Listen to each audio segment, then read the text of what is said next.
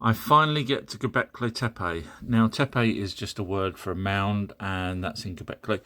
And there's a few other mounds around in different places, but this one's significant because they date it, mainstream date it, and there's various different dates, but I'm just using this one here to give you an example, 9600 BC, which would place it around the time of the flood.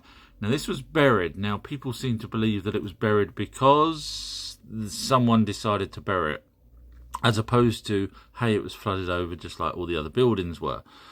So, which makes more sense to me. So I would say that it was flooded over because any ancient stuff that's around that time is buried. So either someone's gone around and said, yeah, bury that one, bury that one, bury that one, or the deluge, which was a great flood, deluge being a tsunami, not a flood. Watch my previous videos, might make sense. I'm running out of time, so I'll carry on Gobekli Tepe in the next video. Gobekli Tepe. Now, before I tell you my thoughts on it, let's have a look at what we actually already know.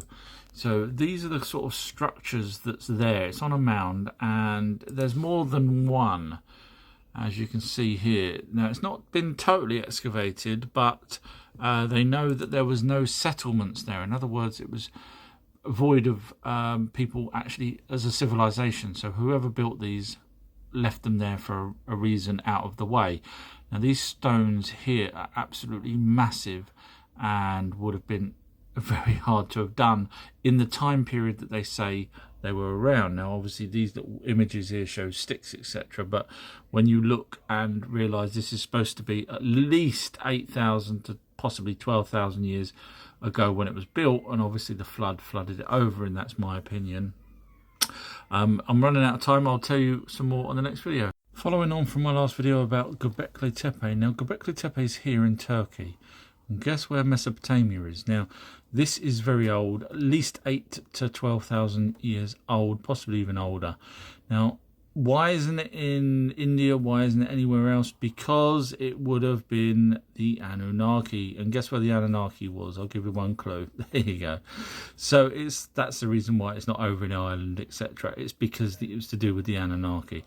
Now, interestingly, the people that study these believe that there was possibly some sort of lid feature that went over the top of this.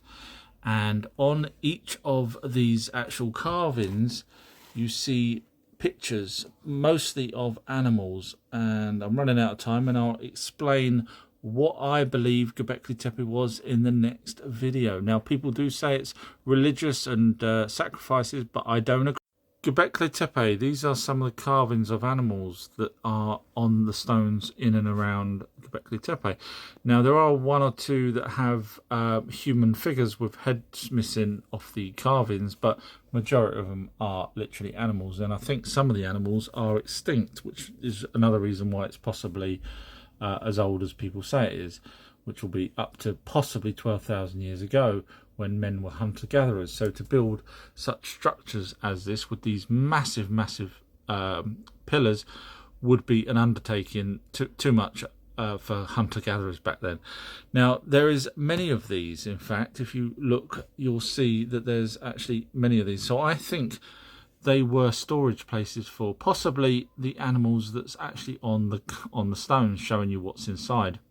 They may have even stored wheat and barley there, but that's what I think it was. That explains why there was no people around the area. Have I worked out what the breastplate was on the priests that helped carry the Ark of the Covenant? Let me know your thoughts. So basically, the story goes that the priests would use the breastplate to communicate with God. Now, turns out the breastplate is made of gemstones. And certain gemstones, such as this particular type here, galena, can actually, well, I'll read it to you. Galena does have genuine ability to extract music and voices from radio waves. In other words, when they talk to their gods, they were using the breastplate as a communications device. Possibly each gemstone would produce a certain frequency to allow them to talk to a different Anunnaki, thereby talking to God, as it says in the ancient texts.